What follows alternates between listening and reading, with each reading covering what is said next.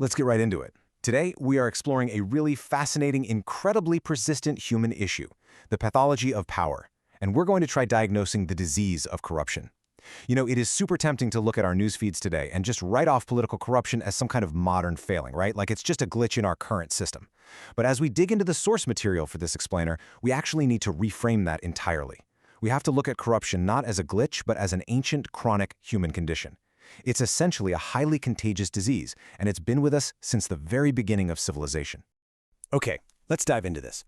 The famous anthropologist Marcel Mauss, who spent a lot of time studying primitive societies, noticed what he called an iron-bound law of exchange. Basically, the idea is that every favor corresponds to a self-interested gift. And this really establishes our core metaphor for today. Corruption is eternal because it taps directly into this basic, hardwired human instinct of reciprocity. You scratch my back, I'll scratch yours. But listen, just because a disease is highly contagious and deeply rooted in our history, well, that doesn't mean we just throw our hands up and ignore it. To actually fight it, we first have to understand its anatomy. So here is our diagnostic chart and treatment plan for today. We'll start with the philosophical roots. Then we'll examine a spectacular clinical case study in Italy, zoom out to the global phenomenon, look at treatments, and finally discuss the everyday banality of how this disease spreads. Moving right along to Section 1, Philosophy and Political Morality, Means versus Ends.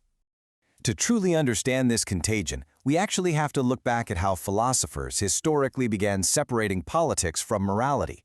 They were shifting away from the divine rules of the past towards the much harsher realism of actually running a state. And this brilliantly illustrates the core tension right at the heart of political life. The sociologist Max Weber argued that there's this fundamental distinction between what he called the ethics of moral conviction, which are our deeply rooted personal beliefs about what is right, and the ethics of responsibility, which is the gritty, day-to-day reality of dealing with the world exactly as it is, warts and all. A true politician has to somehow balance those two. They have to engage the head more than the soul without completely losing their moral compass. When that balance fails, well, that is exactly when the disease of corruption takes hold. All right. Let's head into Section 2, the Italian anomaly, a spectacular missed opportunity. Let's trace how this infection actually spreads, because this is just a perfect clinical case study of the disease running absolutely rampant. In 1992, the arrest of a socialist director of a rest home in Milan sparked these massive clean hands judicial inquiries. This uncovered a vast, sprawling network of illegal political financing that became known as Tangentopoli, or Kickback City. Now, this social earthquake seemed like a golden opportunity for a cure, right? Yet paradoxically, the chief beneficiary of all this upheaval wasn't some grand reformer. It was the wealthy businessman and media tycoon, Silvio Berlusconi. Backed by his own television networks, he easily won the 1994 election, birthing what was called the Second Republic.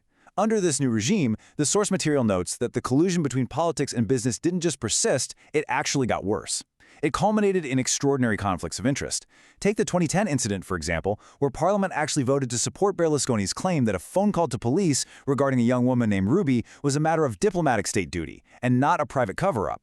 To truly grasp the sheer scale of that initial 1992 infection, even before the rest of that timeline happened, just look at this number: 5,000. Over 5,000 public officials fell under suspicion. This included half the members of Parliament. More than 400 town councils literally had to be dissolved entirely because of corruption charges. I mean, it was a complete systemic failure. But you might be wondering, how do corrupt officials actually justify this behavior when they get caught? Well, the 16th century writer Hortensio Lando captured this perfectly in a completely hilarious fable. In the story, the human limbs all decide to rebel against Mr. Bottom. Yes, that Mr. Bottom. They take him to court before the great physician Hippocrates, complaining that he's just a lazy, foul-smelling slob. But Mr. Bottom defends himself. He claims, hey, I am the vigilant door of the body. I'm bravely doing the dirty work to expel the filth that all the other limbs produce. And incredibly, Hippocrates rules in his favor. It is completely absurd, but it's an incredibly accurate metaphor for the classic defense of a corrupt politician caught with their hands in the dirt. They always claim, hey, I'm just making the system work. Which brings us to Section 3, a global phenomenon, cultural habits and privilege. We need to zoom out from the Italian anomaly here, because this pathology, it ignores borders, it ignores ideologies, it infects systems worldwide. And to prove this, researchers Raymond Fiskman and Edward Miguel looked at a perfect microcosm of the planet: foreign diplomats at the United Nations in New York City. Here's the catch. Because of diplomatic immunity, These officials can completely ignoring parking tickets without facing any legal consequences whatsoever. So, when literally nobody is forcing you to follow the rules, who parks illegally and who doesn't? Can you guess the results?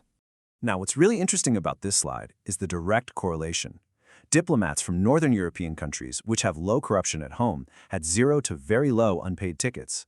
Meanwhile, diplomats from countries with high corruption indices across regions like the Middle East, Eastern Europe, and Africa had extremely high violation rates. And among the European nations, Italy, Spain, and Portugal led the abuse.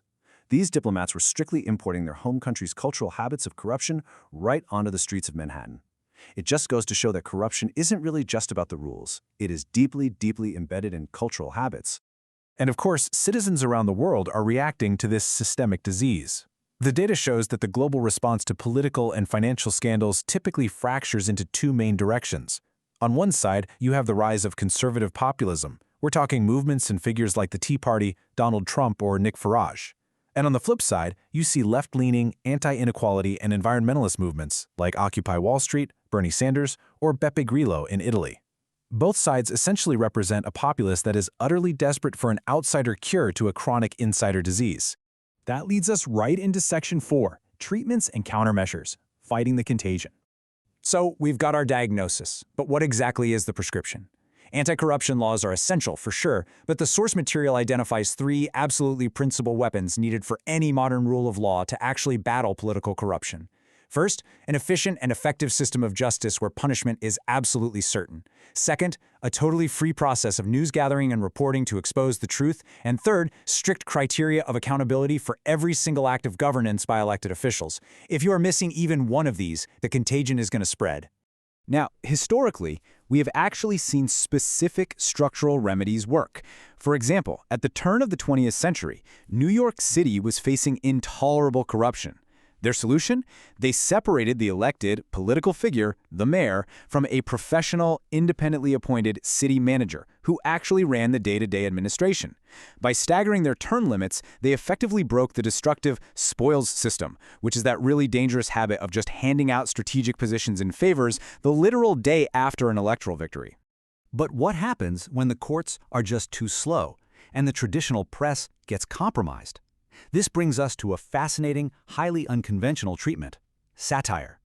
Publications like Le Canard Enchaîné in France or Private Eye in the UK have historically stepped right into the vacuum of journalistic silence.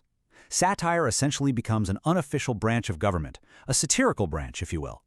When traditional justice fails to discipline and punish the powerful, a really well-placed political cartoon or a viral video can inflict 1,000 tiny, vital cuts against abuse. And finally, Section 5, the banality of corruption, education, and complicity. Look, combating this disease isn't just about institutions and watchdogs. It's intimately tied to the general public, to us. A major factor here is education. Check out this statistic from the source regarding Italy: 65%. That is the rate of functional illiteracy. That means 65% of the population struggles to navigate the world of information to construct a truly informed opinion. This isn't just an education problem, it is a corruption problem. When a populace cannot critically analyze information, it directly fosters an underground economy, it stifles innovation, and allows political malfeasance to just operate right out in the open. And this lack of critical engagement allows for what sociologists call liquid corruption. Building on Zygmunt Bauman's idea of a liquid society, this describes a state where corruption isn't just confined to the shadowy halls of power, it seeps into every single aspect of daily life. It thrives as this unconscious micro-corruption among average citizens who just accept the rules of an outlaw system because, well, that's just how things are done. The macroscopic theft by politicians, it only exists because it rests comfortably on a solid foundation of everyday accepted micro-corruption. So, as we wrap up this explainer, we are left staring at the true nature of this disease. It isn't just some distant political failing. It's really a mirror reflecting our own collective habits. The diagnosis is clear, and the treatments, justice, a free press, accountability, and education, we know what they are. But the ultimate cure, that relies entirely on our everyday choices. So I'm going to leave you with this to think about. When faced with the systems you navigate every single day, will you actively resist the banality of corruption, or will you succumb to unconscious complicity? Thank you so much for exploring this fascinating topic with me today. Keep asking questions, and I will see you next time.